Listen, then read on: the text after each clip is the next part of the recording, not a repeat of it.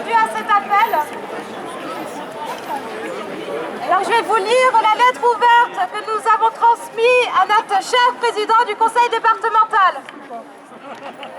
Le 5 février 2016, vous avez voté la suppression, sans concertation avec les associations, la totalité du budget 2016 pour l'hébergement d'urgence, soit près de 640 000 € et près de 1 100 000 € au titre du Fonds de solidarité du logement.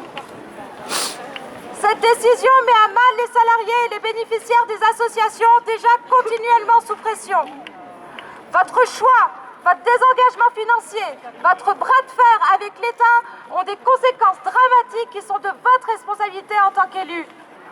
Suppression d'emplois et fermeture de services, aggravation des conditions de travail, dégradation de la qualité de la prise en charge, déshumanisation de l'accueil des personnes accompagnées, mise à la rue des personnes hébergées. Ce n'est pas aux associations, aux professionnels et aux usagers de faire les frais de vos décisions arbitraires et non concertées. Elles ne sont pas responsables non plus des décisions de répartition des budgets entre l'État, le département et l'Eurométropole.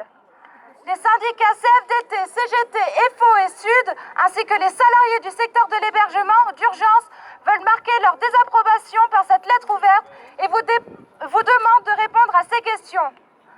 Comment envisagez-vous l'accueil en journée des personnes en grande précarité? Ces personnes vont-elles se retrouver en errance dans les rues de Strasbourg? Où vont-elles pouvoir se poser? La qualité de la prise en charge des personnes en grande précarité est mise à mal.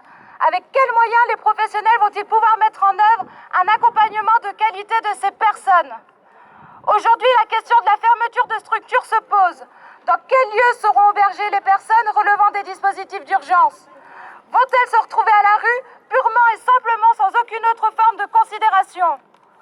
N'oublions pas le Fonds de solidarité de logement, un outil incontestable dans l'accès et l'accompagnement dans et vers le logement.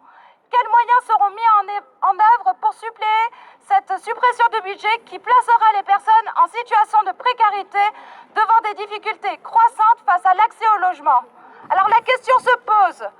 Où et comment concrétisez-vous votre engagement moral énoncé dans votre discours du 5 février? Est-ce simple? Est-ce une simple figure de style ou une manière de vous désengager sans en assumer pleinement les conséquences?